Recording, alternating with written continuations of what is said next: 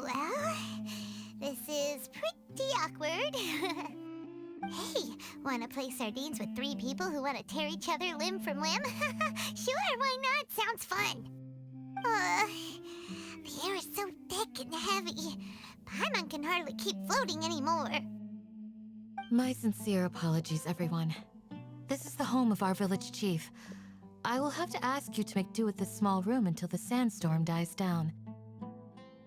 Please, let me introduce myself. I am Candace, protector of Aru Village. Our savior has come at last! Nice to meet you, Candace. The name's Paimon. Thank you so much for helping us.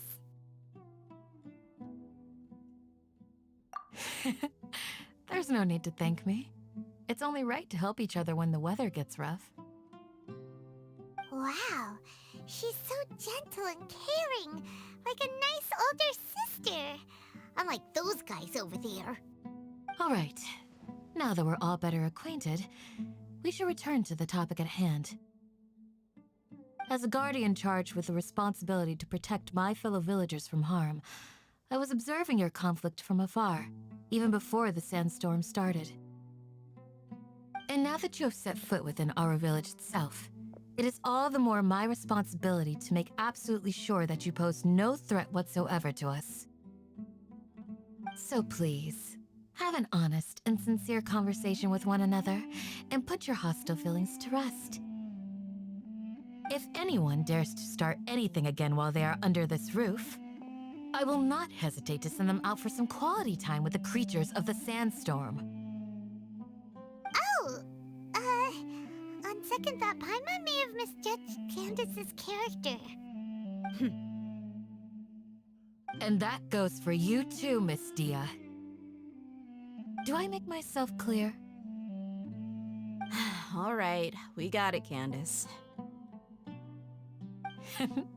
That's what I like to hear. So, which of you will begin? I was supposed to be a mediator, but I might have gotten a little too involved just now. Anyway, one of those two should probably start talking. Wait, that was you trying to be a mediator? I have nothing to hide, so there's no shame in explaining myself. While Al-Haytham wasn't wrong about the other Matra not knowing my whereabouts, it's not because I've been assigned a morally dubious mission. Rather, I've chosen to exile myself. Huh? Exile yourself? A little while ago, I discovered that there was data missing in the Academia's project planning and development files. What little they did report clearly did not match the project's actual progress. As General Mahamatra, I had the responsibility and authority to request an audit. However, to my surprise, the person responsible for the erroneous data was none other than Grand Sage Azar himself. I tried to investigate the issue myself before submitting a formal audit request, but I soon found that all leads and potential pieces of incriminating evidence were carefully concealed from me. I began to realize that they were cautious of me from the very beginning. Unsurprisingly, the Grand Sage rejected my audit request as soon as the submission reached his desk. He even said to me, "The power of the General Mahamatra is granted by the sages. You have no right to judge us." So they really are up to no good. I realized then that to the Grand Sage, the Matra are nothing more than tools for the sages to assert and maintain their control over knowledge. The vows that we took, the principles that we strive to uphold, they are meaningless to the academia of today. I believed it would be wise to flee the academia before the sages had a chance to take action against me. This way, they can no longer see nor predict my actions. I will never give up on this investigation. There's no need for someone else to give me power or authority. Once I find the truth, I will administer judgment by my own name. Sino seems to have the same goal as us. We're all investigating the sages. Plus, now that he's no longer the General Mahamatra, he somehow feels a lot less scary. Well, Sino, if that's your story, then why did you see Alhaitham as a target? When I was investigating the matter in the academia, I overheard a conversation between Alhaitham and a sage. The sages asked you to investigate a blonde-haired traveler. Do you dispute this, Alhaitham? What? Like many parts of the project, this assignment was undocumented. Now throw in your suspicious behavior with the Divine Knowledge Capsule, and I think we deserve an explanation.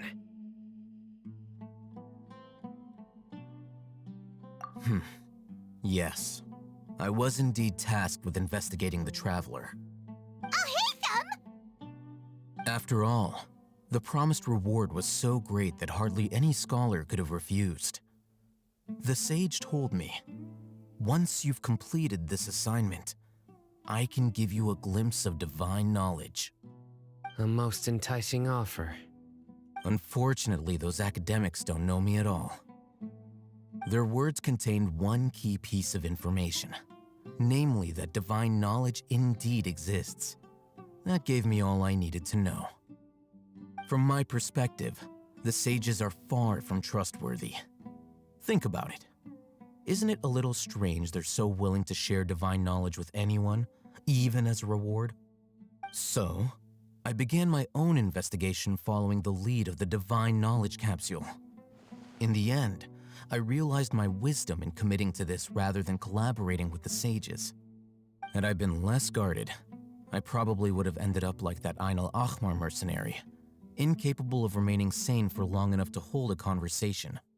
You mean that the sages originally planned to dispose of you, using one of those capsules that drive people insane? I'd already given up on the assignment by then. I only told the academia I was waiting in Port Ormos for you to appear so they wouldn't suspect anything. So it came as quite a surprise when I encountered my erstwhile target while investigating the Divine Knowledge Capsule. Criminals do love to talk about coincidences. Even though I ran into the Traveler by chance, I had no intention of providing assistance to the academia. Also, you should remember, you were the ones who decided to follow me and strike up a conversation after I left that tavern. That's true. Alhaitham helped us out at Caravan Rebat as well. Maybe he's telling the truth. I'm willing to apologize if that's worth anything to you.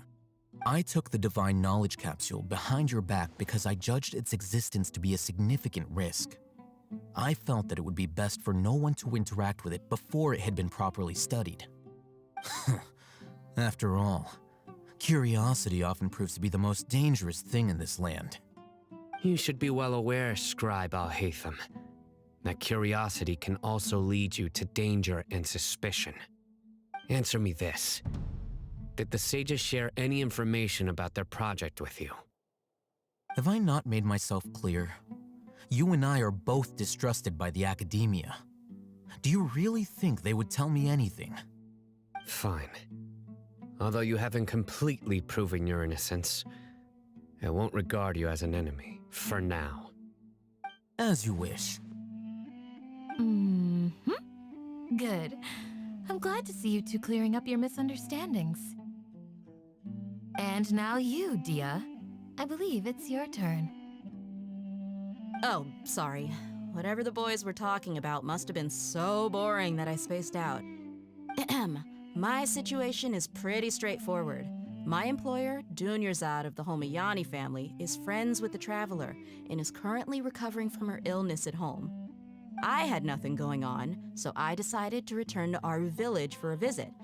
I was actually looking forward to a pretty exciting time getting back together with everyone here. But then I saw these two random guys in the middle of a pointless argument. It ticked me off, and things went downhill from there. Is that all? Well, I will admit that definitely sounds like your style. In that case, welcome back, dear. That's more like it. I missed you all so much, Candace.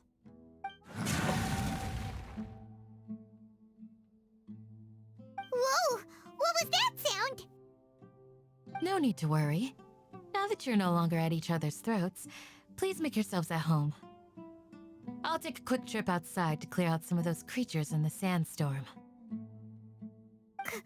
Creatures? In the sandstorm? Are you sure you don't want some backup? Fighting in a sandstorm is not for the faint-hearted. Anyone without extensive training in these conditions is at a disadvantage. You needn't worry. Yeah, just leave him to Candace. Don't worry, she's as tough as they come.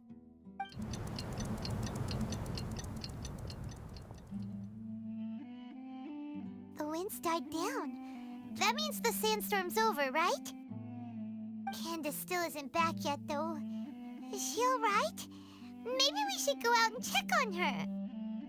When you put it that way, even I'm starting to feel a little worried. All right, let's go. We've been here long enough, and the boys are as chatty as the floor.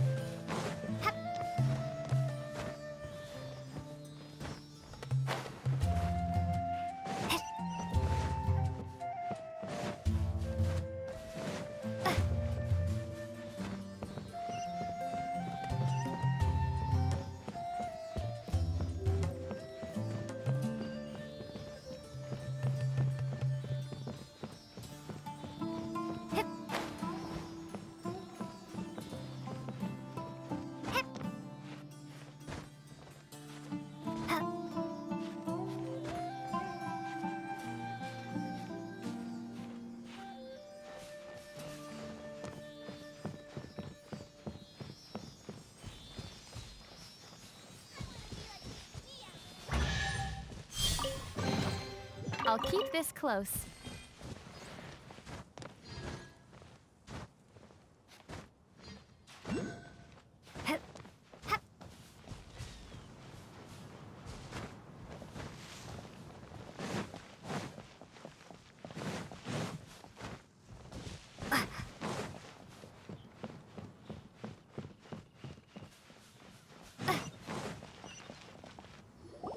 Oh, Candace, you're still fighting?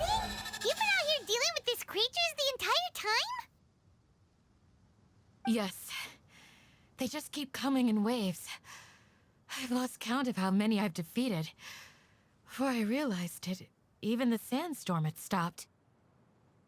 Ah, here comes another wave! Leave this round to us. I got interrupted earlier, but now I have something to take my anger out on. It's been quite a while since I've seen the Flame Mane in action. I'll leave these to you then. I'll be sure to put on a good show. Let's go! Windblade!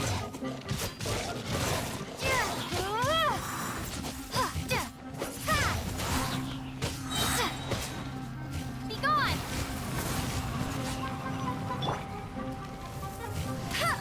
Let it rain.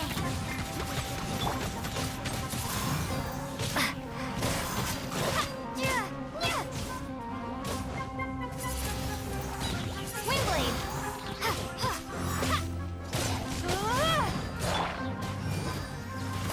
Right, ready, steady, go!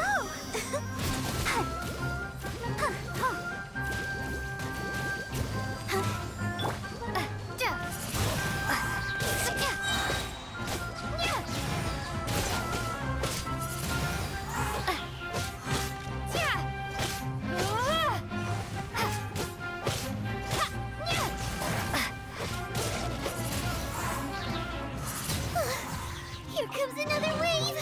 When are they ever gonna let up?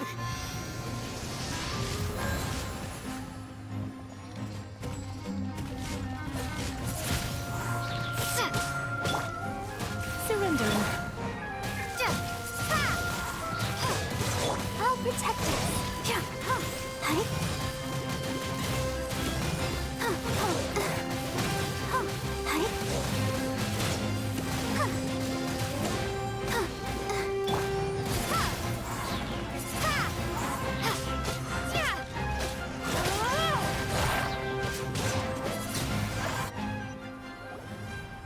The creatures stopped appearing. Was that the last of them? What we fought just now was probably the aftermath of the sandstorm. So we should be safe for the time being. Well fought, everyone. No injuries, I hope. Huh? Who are you? Ah, my apologies. I haven't had a chance to greet you yet. I had my hands full taking care of the village's elderly and children. I am the chief of Aru village. Everyone usually calls me Uncle Anpu. Sir, I am also originally from the desert, but I have not been back for some time now. May I ask if such sandstorms are common? I can't say they've always been common, but recently the storms have become increasingly severe and frequent. Besides sandstorms, we also occasionally get earthquakes. According to an investigator who stayed in the village a while ago, these unusual natural phenomena are related to the withering of Irminsul. Another effect of Irminsul's withering. So, Irminsul's withering causes withering zones in the forest, and sandstorms and earthquakes here in the desert? Everything in the natural world is inextricably connected to Irminsul. These regional symptoms can indeed be a reflection of Irminsul's present state. Everyone in Aru village needs to take good care of themselves. Speaking of which, why haven't I seen a single village keeper since I got here? Village keeper? Who are they? Village guards like Candace? Does your curiosity know no bounds? Village Keeper is how Aru village refers to mad scholars exiled here by the academia. Most of them are scholars who lost their sanity after a period of training in the Avidia forest. The academia believes that their crazed mutterings may have a negative effect on the psyches of other scholars. So, they're forcibly exiled to the desert. Though if you ask me, it's all a boatload of nonsense. Alas, that's exactly what we've been trying to investigate. One by one, the village keepers have been mysteriously disappearing without a trace. But no one in the village has ever seen them leave.